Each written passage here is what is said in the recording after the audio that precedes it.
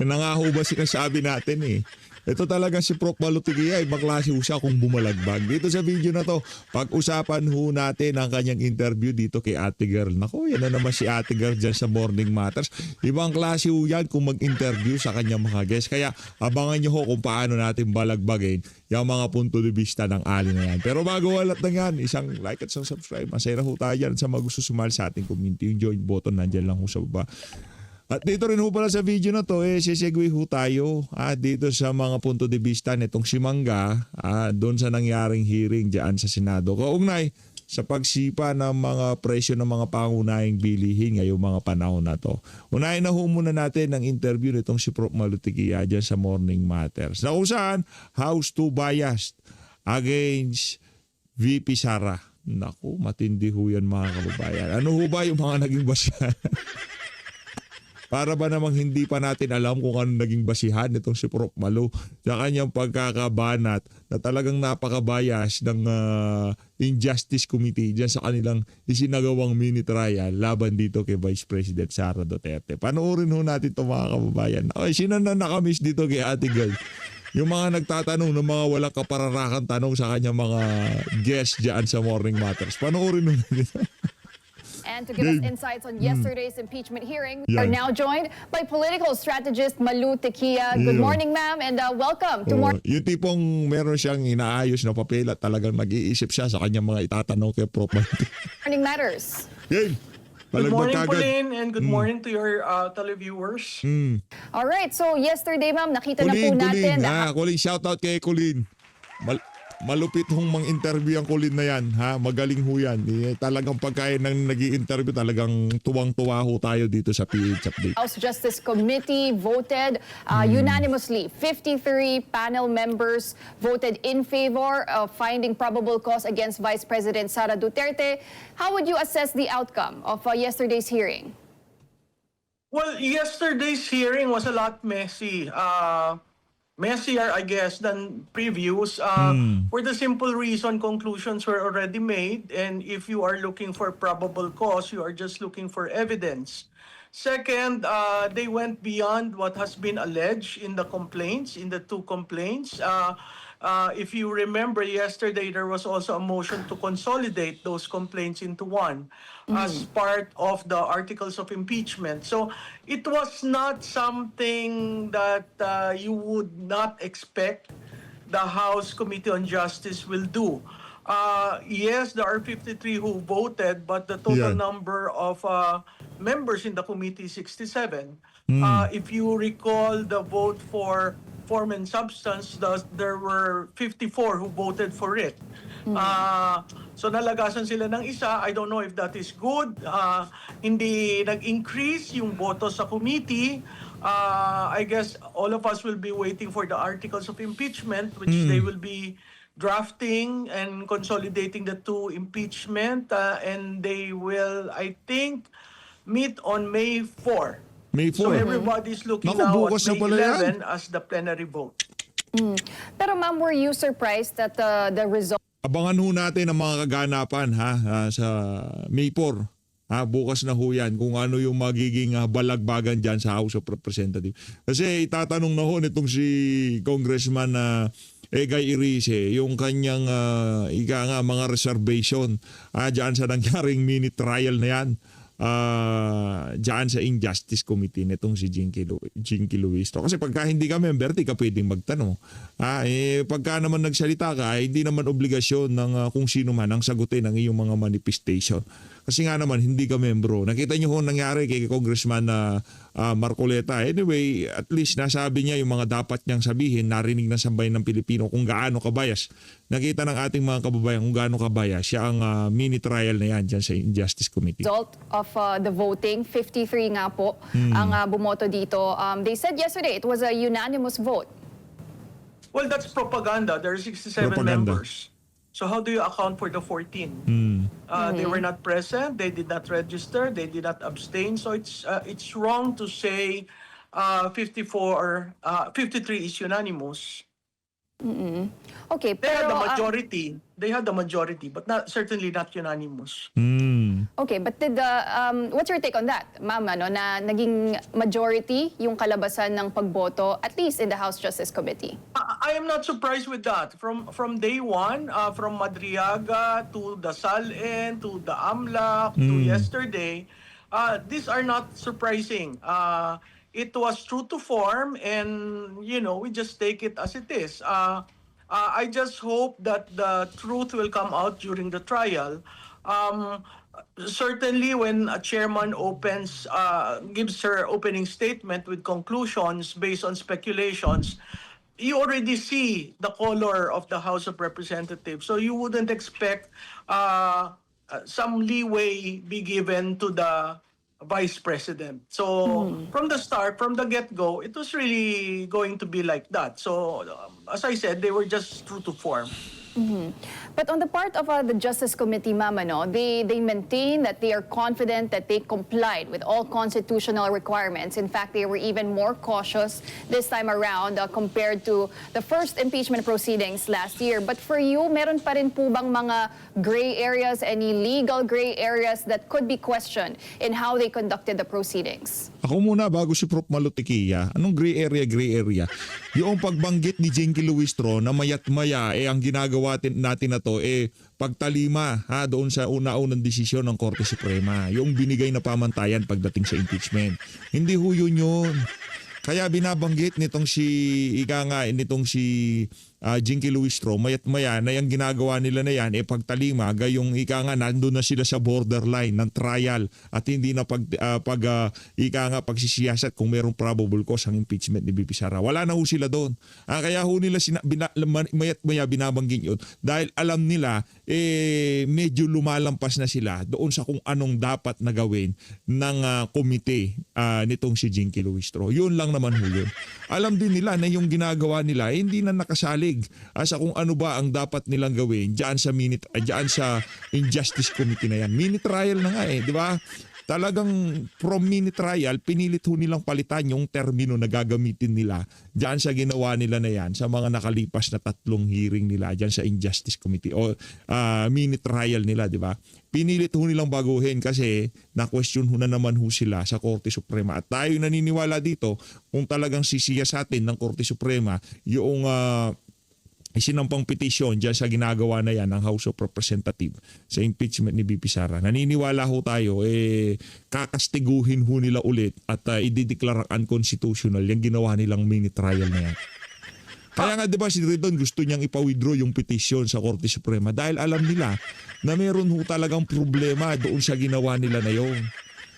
Mali na naman ho yun. Kung pagtingin lang pala ng probable cause, bakit yung kung magsalita yung ibang mga congressman talagang guilty na si VP Sara, di ba? Pauline, merong mga petitions before the Supreme Court, no? So certainly, question yan. May mga petitions na final sa Quezon City RTC. Karapatan nila na i-file yan, yung mga issues, no? Correct. Meron akong nakikitang maling-mali. Si Madriaga, yung supplemental budget niya, hindi naman yun alleged sa complaint. Affidavit dati. Yung supplemental budget not covered so many things that is outside. Supplemental budget. Kasi nga naman, baka kaya nagbigay ng supplemental affidavit kasi meron siya supplemental budget. Yun pala yun. Yeah, magaling talaga tong si Prof. And not germane to the impeachment. Yung SALN at yung AMLAC, ang mali dyan from the very start, kinover nila 20 years ng public record ni Vice President Sara Duterte. Ano ba ang ini-impeach? Ang Vice Mayor? Ang Mayor? Ang Vice President? Hindi ba 3 taon lang yon? Paano naging 20 years? So it fits a narrative they want because they want to prove there was wealth that was accumulated, illegal wealth. So kailangan mong establish from the Vice Mayor. Pero bakit mo yun isasama? Hindi naman yan kasama sa complaint. Diba?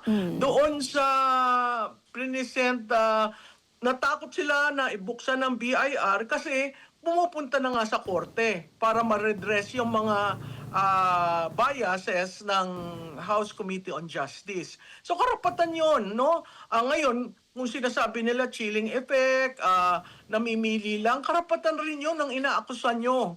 Ang problema kasi dito sa House Committee on Justice, isa lang Yan. ang linya. Yan. Yung linya nila.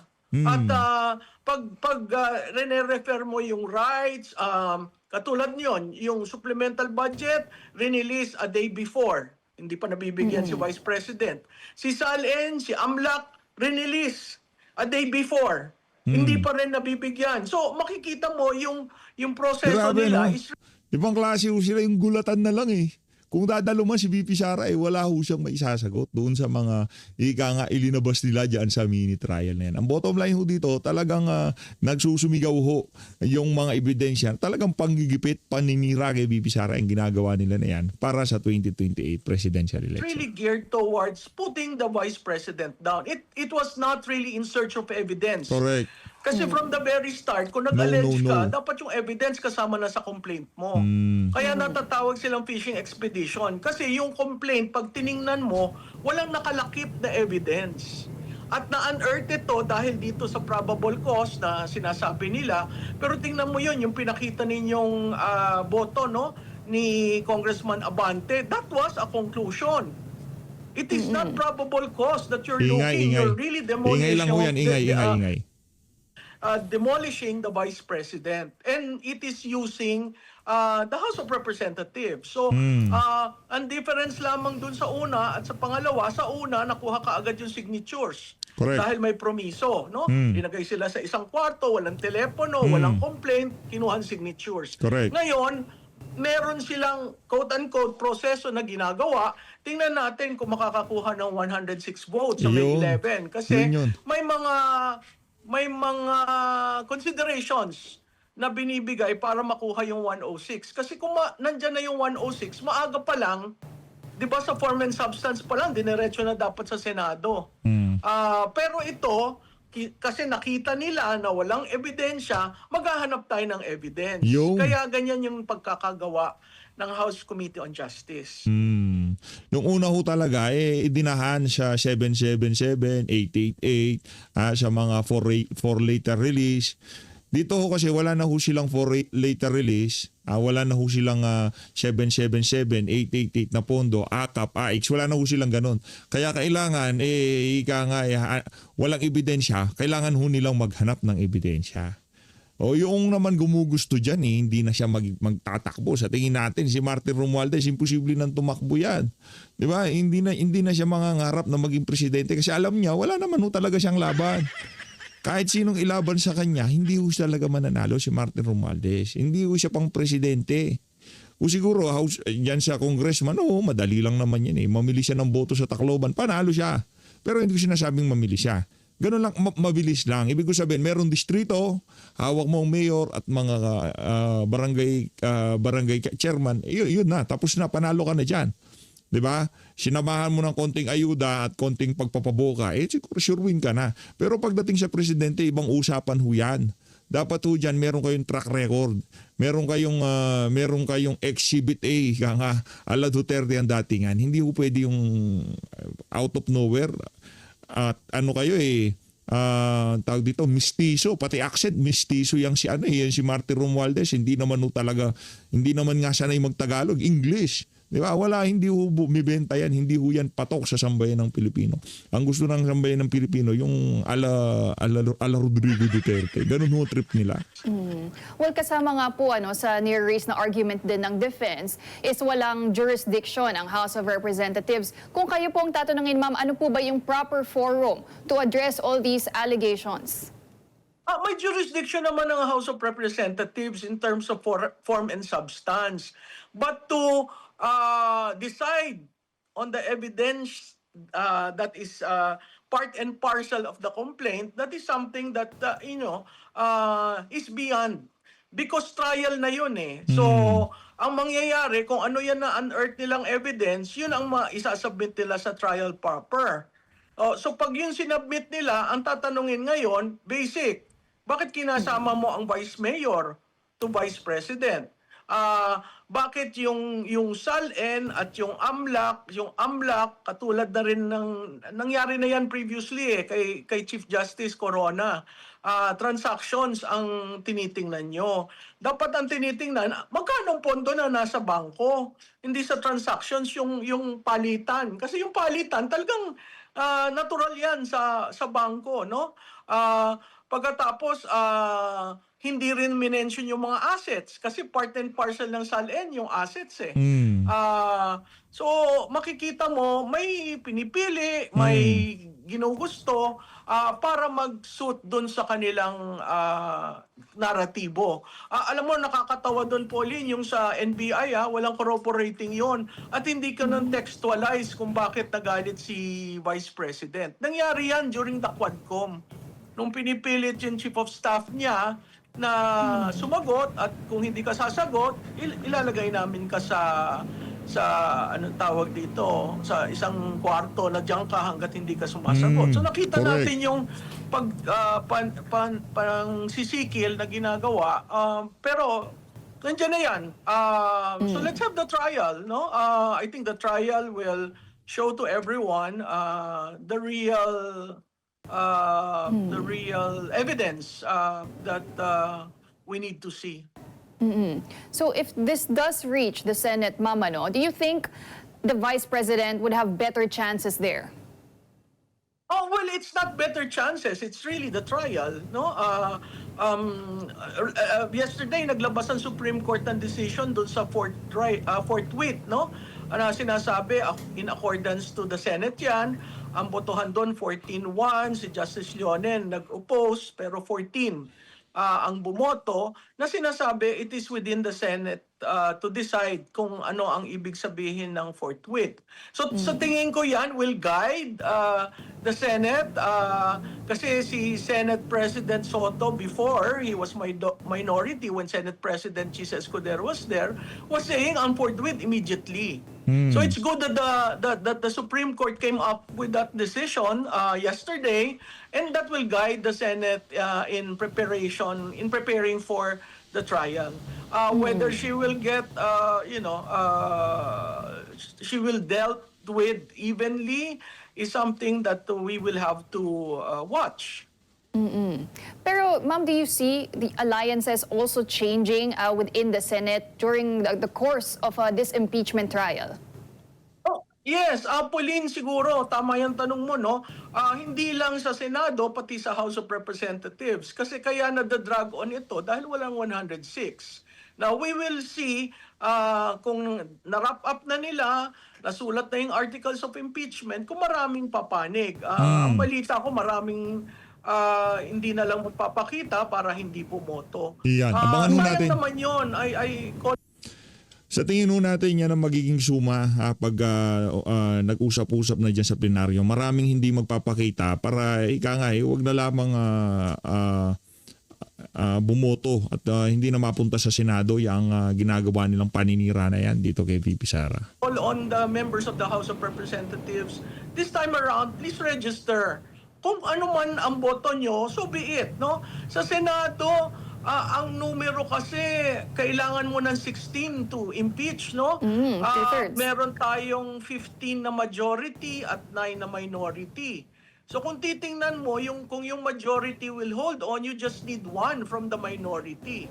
But ang tingnan mo doon sa 15, merong 4 dyan na re-electionist, and I think Right. so many 6 or na end of term. So doon controlling yung mga situations ng mga senador.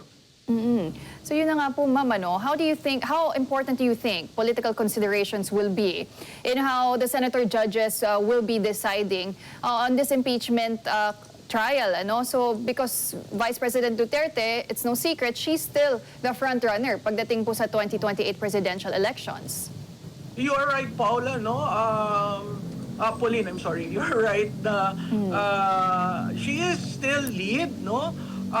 And then I think politics will be very important, especially for the 4 re-electionists. So immediately out of the 15, kung yung 4 re-electionists will think of 2028, then that will be 11 na lang. And you need 16.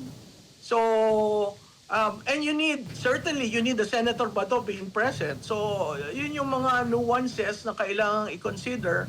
But I think I hope they will have a fair shake for the Vice President. But what about public opinion, ma'am? How important will that also play into this whole impeachment trial? Ano? And how do you think public opinion has changed so far, if it has, since the revelations were made in the House Justice Committee's hearings? Pauline, ang public opinion napakahalaga, lalo na sa impeachment, political process nga ito, no? Parati ang sinasabi, public opinion versus the legal arena, no?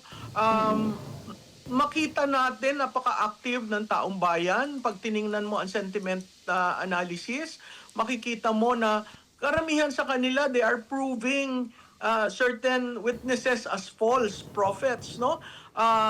Tingnan lang natin yung kay Madriaga, hinimay-himay ng pribadong tao, ordinaryong tao, yung testimony niya, yun dun sa AMLAC, maraming bank tellers, bank managers, CPAs, ang nagsasabi mali ang basehan ng pagbabasa na yan. So, I think they're very much engaged. Although masyadong divisive talaga yung impeachment, yun talaga ang ating politika. So, but I think they are on the ball and they are monitoring and saying their sentiments online. Pero, ma'am, when it comes to the Vice President skipping all 4 clarificatory hearings of the House Committee on Justice, how is that decision affecting her strategy as well? Ano? Pati na rin the message that it sends to the public. Well, I don't think there is a strategy in the House of Representatives. The fact that she skipped it, meaning her legal team and the Vice President are preparing for the trial. That is the most important part.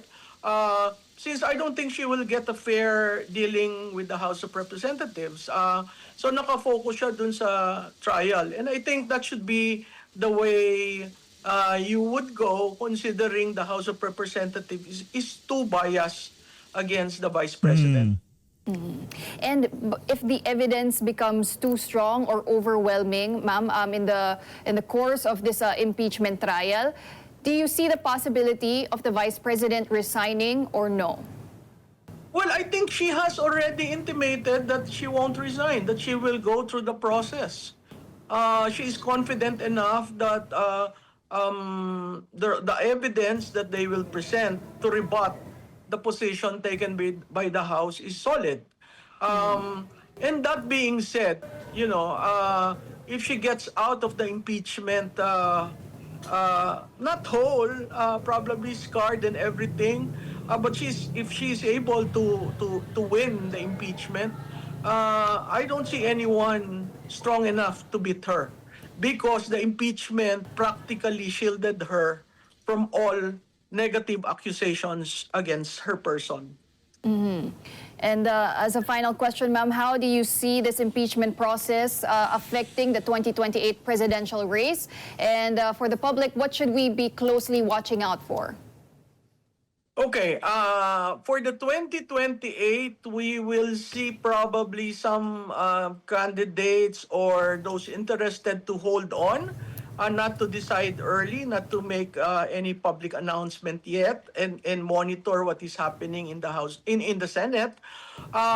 For the public, I think we should listen intently to the defense of the Vice President, and the public should have an open mind about her defense, and I guess respect the process. Too political, too divisive, but that is the constitutional way of seeking accountability. So let's hold on, and I hope it doesn't lead to anything. For so long as there is a fair trial, I think the Filipinos will come out the winners. Not the Vice President, not any correct. politician, but the Filipinos. Palakpakan ho natin itong si Prof. Malu Tigia. Napakahusay talaga pagka itong si Prof. Malu ang sumalansan, talagang kompletos regado. So, ikaw tayo dito kay Mangga. Yo. All right. Well, thank you very much for your time and for speaking to us this morning. Report sa amin, Nako. hindi lang sa social Ito na ho si media, Aimee. kundi direktang daing, na ang bill shock ay lumalaganap dahil sa Meralco. At gulat na gulat ang mga tauhan kung bakit lumobo ang mga bill nila, yung iba sabi triple pa. Looking at the rates archive of Meralco, generation cost apparently increased 765 in February to 840, an increase of 75 centavos. Bakit? Mr. Chair. Generation na to, hindi na ito fuel and so on, or even forex. Generation cost. Ba't lumobo? Yung sa generation cost po, affected din po yan especially for the April generation charge. Ang pinakamalaking factor was the depreciation of the peso. Yung pag-generate po ng power, kumukonsume po yan ng fuels, and the fuels that are imported are dollar denominated. Actually po, kahit po yung indigenous fuel natin tulad ng malampaya, dollar denominated po din yung bayad sa kanila. So every time mag-depreciate yung peso, lumalaki po yung peso equivalent ng cost ng fuel na yun. Grabe naman yan. Imported din sa Malampaya, kahit sinasabing indigenous source. Indigenous po siya, kaya lang yung presyo po niya is in dollars po. Yung isa pang sinasabi niyo, lumaki yung transmission cost from 123 to an increase of 23 centavos. Bakit yung transmission nadagdagan din? Ang pinakamalaki nagpapagalaw po ngayon ng transmission cost ay ang cost of ancillary charges. So Of ito what? po yung Sorry? Ang tawag po yan ancillary charge. Ito po yung Ancillary mga charges. Opo, ito po yung mga backup power generators that NGCP pays. Bakit lalaki? Hindi pa naman ginagamit. Di ba naka-standby lang naman yan. Di pa ginagamit. Bakit kinokobra na sa consumer? So unfortunately, ma'am, I'm not in a position to describe exactly what happened dun sa ancillary cost. We just received the bills from NGCP and maybe... Kaya hinihingi ko nga na i-breakdown to kasi nakakapagtaka eh. Tapos may system loss charges. Bakit dumami ba yung systems loss? Yung system Bakit loss... naman magiging less efficient? Suddenly, sa loob ng isang buwan, 10% increase. May pilferage ba kayo? Lumaganap ba yung pilferage nung uminit ang panahon? Di ko magets eh. Yung system loss po, dalawa pa yung component niyan. Yung kilowatt hours na nawala, pati yung presyo po ng kilowatt hours na yun. Yung nawala na kilowatt hours, hindi ho lumaki yun. Ang lumaki po yung presyo ng kilowatt hours. Yung presyo ng kilowatt hours, nakabase po yun sa generation at transmission cost. So every time tumaas o bumaba yung generation at transmission charge, Oy, grabe naman. Patong-patong na to. Yung generation charge, may charge na. Tapos do-double up pa sa system loss. Tapos yung ancillary charges na hindi naman ginamit, nakatambay lang, dinagdagan din. Parang nawiwili kayo sa kadadagdag. At when VAT is calculated, kasama rin system loss at yung iba't iba pang sinasabi ninyo, yung transmission, ancillary, etc. yes po, Madam Chair. Computed lahat yan sa VAT. Meron pong VAT component, per bill component, except for a few, na sabi ng BIR, hindi kasama sa VAT base. So, anong masasabi natin sa mga nagrereklamo? Baka naman pwedeng sumagot din ang ERC o kung sino man dyan sa sa DOE. Ano masasabi natin sa mga dumadaing, yung mga households that are recording triple their electric consumption and their bills at a time when electricity sales actually declined? Ang realidad, ang sinasabi lagi ng Meralco ay lumolobo ang konsumo kapag tag-init. Pero pag tinignan ko to, from February to April, lumiit nga yung konsumo eh. From 2.711 billion kilowatts, naging 2.644 billion kilowatts. It hardly supports the idea that higher consumption occurred in the summer. So, what's going on? Can we have ERC perhaps explain? Because it's not just Meralco under the gun here. Yung NEEC sa Nueva Ecija, yung iba't iba pang mga co-op, pare-pareho rin na nagsilobo ang kanilang billing.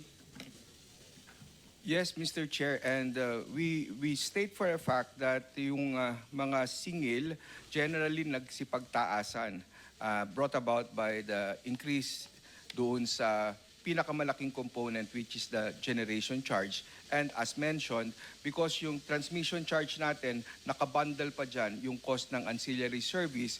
So pagka mayroong increase sa generation cost or sa ancillary service, nagkakaroon din ng increase sa transmission. Insofar as the regulated rates, yung distribution wheeling mismo at saka yung transmission wheeling mismo, hindi po masyadong gumagalaw yan kasi yan ay depende doon sa rate approval na ibinigay ng ERC after a rate Sabi mo hindi proceeding. gumagalaw pero lumulobo nga eh. Kaya Nako. po, yung mga component po na gumagalaw buwan-buwan. May nagsisinungaling siya, tulad ng Naimi. O yung generation, Oo. o yung sinabi na ninyo, pati sinabi ninyo, yung transmission, okay. Opo, tapos po, dahil nakabase yung VAT doon sa total na generation cost, doon po na-apply yung VAT. Kaya kung tataas yung generation cost, tataas din yung VAT on generation. Pero bakit aabot naman sa triplet? O sobra-sobra naman. At saka ano ba ang magagawa ng ERC para mabawasan naman to? Pwede ba tanggalin na muna yung mga systems loss? Hindi naman nadagdagan yan. Pati yung transmission cost, hindi naman totoong nadagdagan yan. Can we just keep it down? Yes po, over the years, naibaba na po natin nga yung cap, which is the allowable system No, I'm loss talking cost. about the present crisis that we are confronting. Para makatulong lang naman.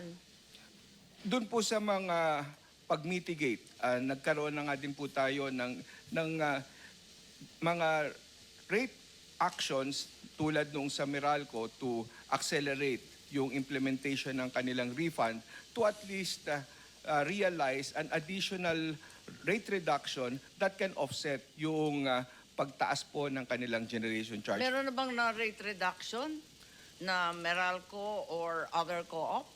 Yes po, pagdating doon sa accelerated na Kailan? rate Kailan? refund, Saan? that will take effect Magkano? po starting this next billing. Inihabol po talaga namin yung decision dyan ng How much commission. can we look forward to? Pagdating po sa mga residential customers, may mga karagdagang around 20 centavos, 22 centavos para po, lalo pa yung mga residential. Anong tawag dyan? Yan deduction na yan. Opo, that is a separate line item na rate reduction because of the refund, awat based on Pero the... refund yan, di ba? Opo, rate refund siya brought about by the confirmation by the ERC of the implemented rates of Meralco for July 2022 to 2024 and comparing it with the computed average, actual average, weighted average tariff of Meralco. So yun po yung naging basis kaya siya pinagsoli. Right now may natitira na 14 billion. May isang nagsulat at nagrereklamo na yung total, yung subsidies ang sinagot sa kanya. Lumaki daw yung bill niya pagkat daw yung dinagdag yung mga total subsidy. Wala namang maisip na bagong subsidy pagkat total subsidies really only account for 1 centavo per kilowatt. Is it too much for power distribution utilities to pay for this? Rather than passing it on to consumers. I know that ERC approved, perhaps, did you approve their pass on for both subsidies? First, the Lifeline. Opo, nakabase po din yan kasi doon sa expanded Lifeline program na ipinatutupad natin based on Tapos the law. Opo. based on the EPIRA O, na EPIRA, allows as- subsidies to be charged. Opo, as amended and as extended by subsequent legislation. Pero hindi ba kaya? Maliit lang naman to. Ang liit-liit naman ng Lifeline na yan. At nasabi nga, 135,000 lang naman, 8 million lang naman yan every month. Hindi ba pwedeng i-absorb na ng Meralco yan? Iba-iba din po kasi ang ating mga distribution utilities. Meron din tayong mga electric cooperatives na kung saan ang Hindi, kanilang sana manguna tarifa- na yung Meralco. Siyang pinakamalaki. Of course, kung sila po voluntaryo kasi yung mga ina-approve Tinatanong naman ko lang. nating singil Napakahirap na ng buhay eh. para sa distribution charge, ito naman ay po pwede na ating ikonsidera na maximum that they can Alam implement. ko, But there is- Attorney Juan, kasi pinirmahan mo, in-approve ninyo eh. pinayagan ninyo. Tapos yung senior citizens, the same mechanism. All subsidies to be passed on, ano?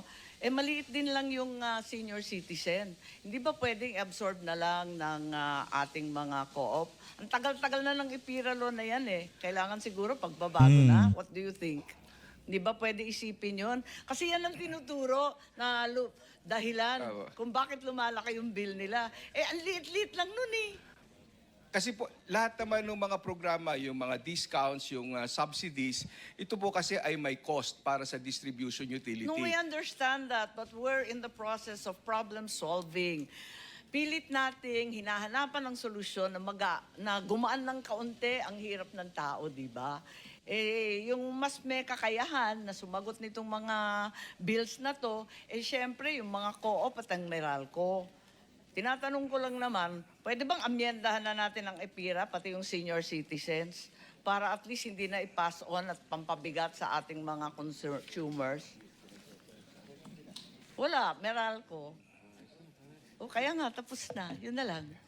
Hindi, yung Meralco sasagot po. Madam Chair, ERC, pirma lang kayo ng pirma eh.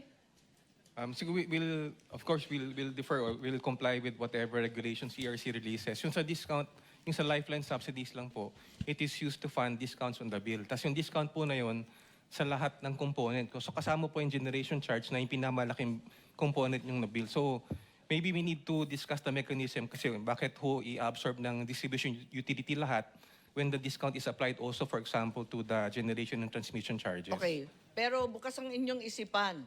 Kayo na lang magtawaran ng ERC. Ha? Kasi pati yun, pinagdidiskitahan ngayon eh, at sinasabi na yun daw ang pampabigat. So, kinakailangan talaga ang pag-iisip natin ngayon, hindi lamang sumunod sa batas, kundi tulungan ng tao. Di po ba? So, yun lang ang sinasabi ko. Maraming salamat po. Thank you very much, Thank you, Mr. Senator Chair. Mr. Amy, Chair, for those... yes, go ahead, Yes. Chair Juan. Well, of course, we're looking at the components of the electricity bill. Ang pangatlong highest dyan, bukod doon sa generation and then the wheeling charges, would be taxes. Nasa huli na po talaga yung subsidies, yung 1 centavo at saka yung lifeline at saka yung senior citizen. Ang pangatlong pinakamalaki po talaga ay yung taxes. So bukod po kasi sa VAT, Tama. nandyan din po yung local franchise taxes. So Pero pwede din yun nga ang pong sinasabi mapag-isipan. natin na yung VAT, malaking bagay kasi compounded na, patong-patong na yun, tapos sa tatamaan ng VAT. Nag-uusap na ba kayo ng BIR na baka pwede naman? Madali lang ba tanggalin ang VAT dito? Kasi laging dinadahilan na input-output na yun, hindi daw kaya ng accounting, magulo daw. Parang hindi naman magulo. Ang issue po kasi ay doon sa pagdating sa VAT sa system loss dahil yung system loss talaga, yung gastos na yan ay patungkol nga as mentioned sa generation cost ni distribution utility at yung associated na transmission cost. At ito ay napapabilang doon sa definition ng gross receipts. Teka, ang sinasabi mo ba, per item may VAT. Pagkatapos, yung compounded total, may VAT na naman? Hindi po, kasi yung... Parang nalito ako doon, yung pong parang VAT doble-doble na yung hindi singil po. ninyo. Yun lang sa system loss, separate siya na ini-impose ng VAT, but yung system loss charge kasi represents the generation cost at yung associated transmission cost para doon sa nawalang kuryente. Yes, but attorney, you're effectively doubling the charges because you have an individual charge for system loss, whereas you have another charge for generation and transmission. Parang Pero doon po sa generation charge, kino-compound mo siya ng doble-doble. Hindi Ang po, bigat kasi- naman. hindi po kasi nakahiwalay doon yung sa generation charge ni distribution utility, nakahiwalay doon yung cost para doon sa system loss, para doon sa yung sa difference between the kilowatt hours purchased Yes, we at saka yung understand kilowatt that. We hours understand sold. that.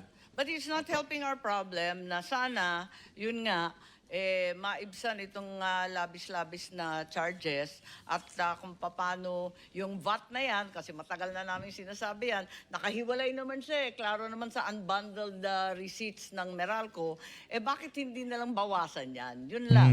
Okay. Apo, sinulatan na rin po namin yung BIR sagot. at humihiling kami na kung po pwede marekonsidera yung definition ng gross receipts para sana ay hindi na mapasama dito yung system loss charge. System loss. Oo. Bakit yung system loss nasa VAT pa rin? Oo. Kasi that's prospective eh. Hindi pa nangyayari yun. Bakit tataksan na? Ang bigat naman. Okay, thank you very much. Ayun na nga mga kabayan, dito na natatapusin ang ating reaction video kaugnay sa mga puto de business. Si Senator Amy Marcos, maraming salamat po. Mag-ingat po kayo lahat ng Pilipinas.